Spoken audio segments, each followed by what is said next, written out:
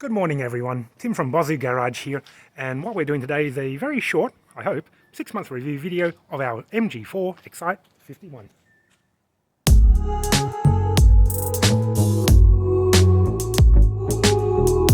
So we actually got this car in September of 2023, it's now May 2024, a little bit over 6 months actually. What am I going to say about the car today? Well, if you can't be bothered watching the whole video, I'm going to give this car 8 out of 10 I reckon. That's for the 6 months review. It's really good, but of course nothing's perfect. Mostly everything's been good. Certainly nothing bad that would require us to take it back to the dealer for a repair or anything like that. But if you want to know some of the little quirks and little, not problems, but things that could be improved, keep watching the video. Okay, here we go. Cabin, everything's in really good shape, I think, overall.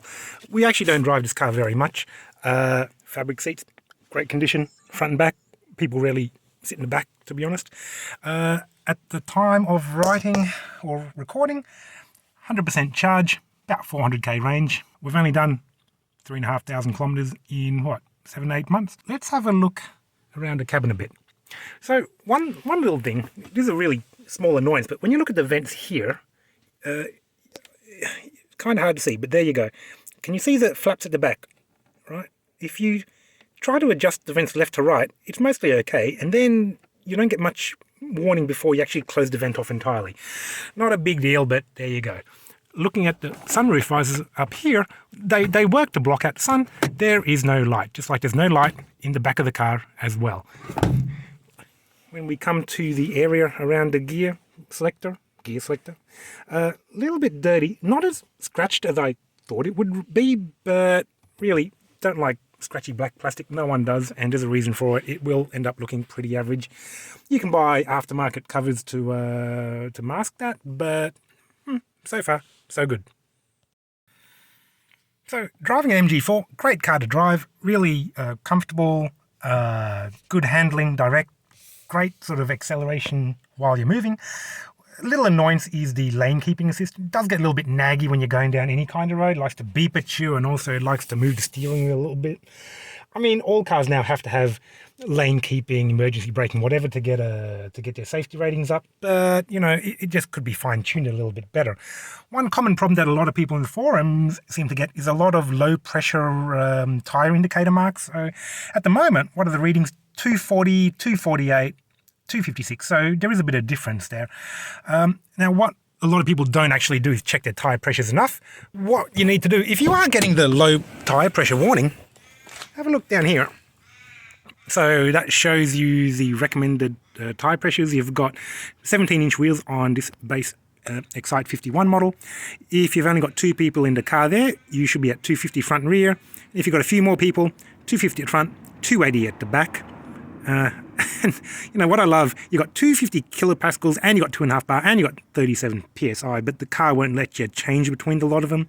Yeah, we're in Australia. I love the metric system, but sometimes I actually still like things like pounds per square inch. If you're getting the low pressure warning, just pump your tires up, go and check them properly, get them to 250 kilopascals or 37. A lot of people said, oh, but my old car only needed 30 or 32. Well, this is not an old car, it's a new car, it's an electric car. And there's a reason why they tell you to bump it up to a certain tyre pressure. So that's how you get rid of your tyre pressure warning. What else is a problem? Phantom braking, I've done a video on that already. You can click, I don't know, somewhere up here, I'll put a link to it. Only happened once where we had phantom braking. Wife is, just driving down the road normally, car comes to a dead stop.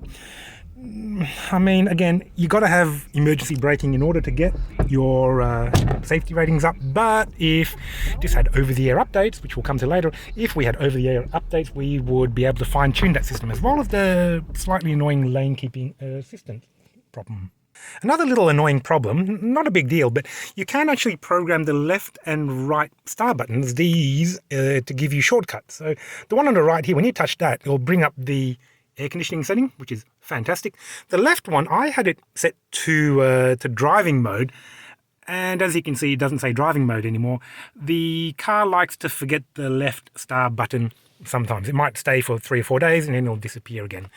Again, an over-the update, if it was available, would actually fix that little problem. Another thing too, complained about it on an earlier video, I'm pretty sure, but it doesn't save a lot of your driving preferences. So if you turn on one pedal drive mode, well, it'll work until you get out of the car and get back in again, and then it'll go back to being off. So that should be able to be saved in the car setting, and it's not. If we had over the updates, you could probably fix that, right? But anyway, we don't at the moment, for now, for the time being. Let's go back to here. The range, like I said before, about 400k at 100%. This is an Excite 51, which has a 51 kilowatt hour LFP battery. All the other MG4s have a different battery chemistry.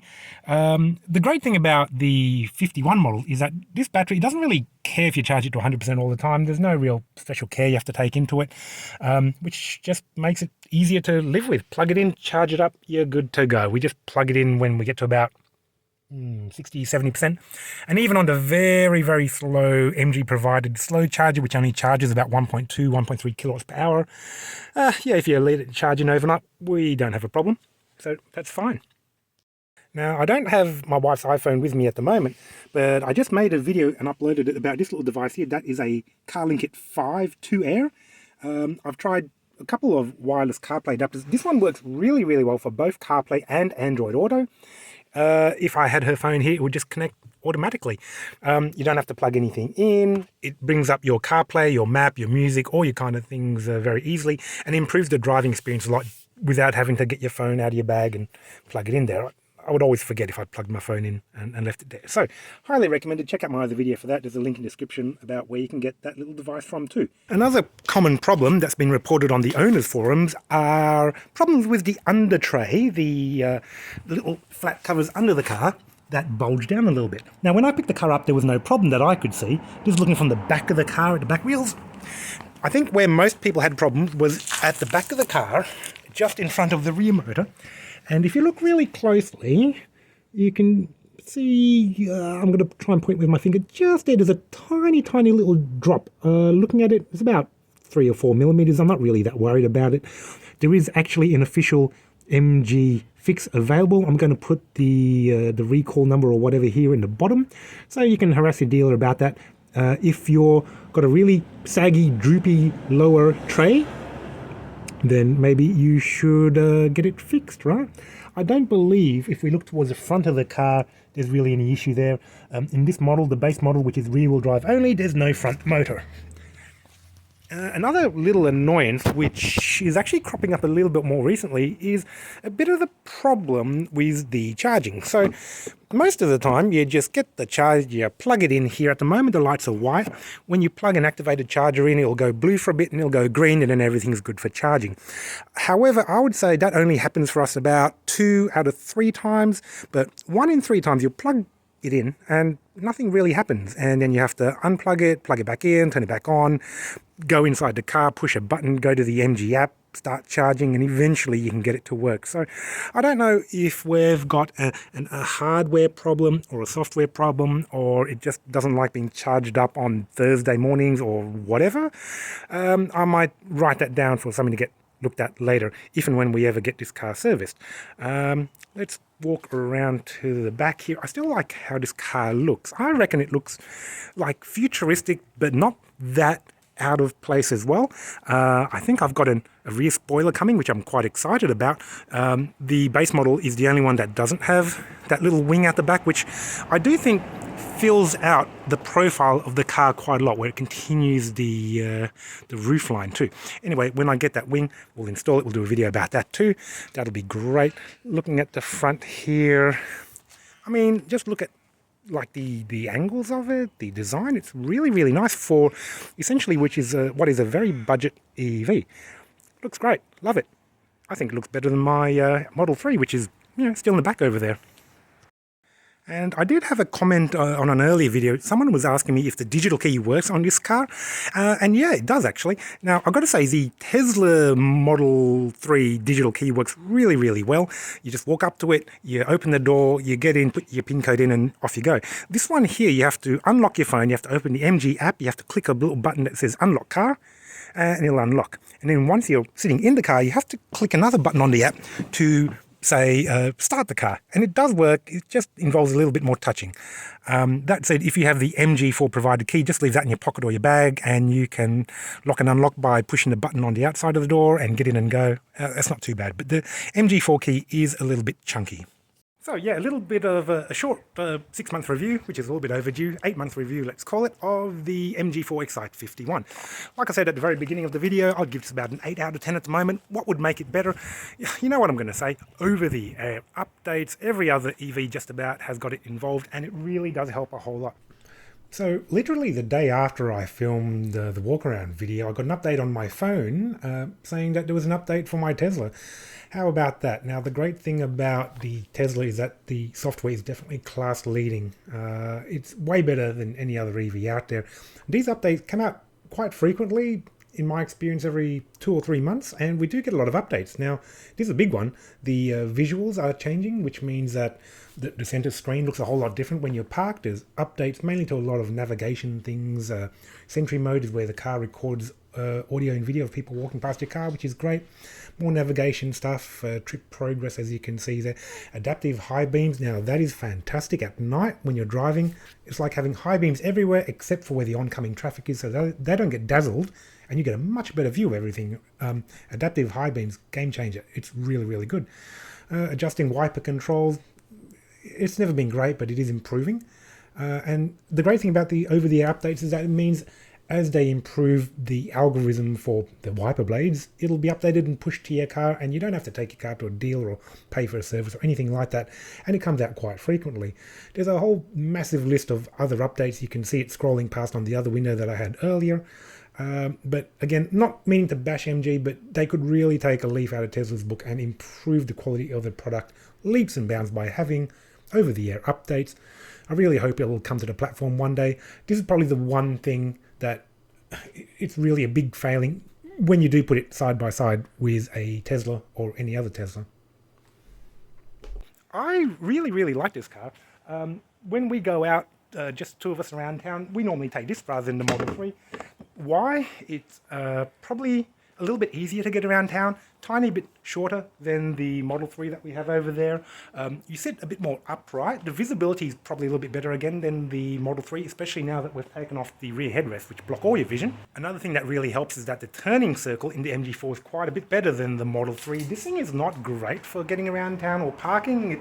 It's a beautiful car. It's great to drive long distance, but turning circle, yeah, really, really not good. MG4, much better for a turning circle like that, parking in small shopping centre places and getting around, yeah, really nice. The other thing too about the MG4 that's quite surprising is that you wouldn't think of it from a very basic electric car, but it's actually really, really good to drive. Rear-wheel drive, which is where the power should be. Decent enough torque and response, even from the base model, which has the smallest battery and the lowest power. When you're driving around town and you need to change lanes, get in front of someone else, fantastic. Great response here. Really love it.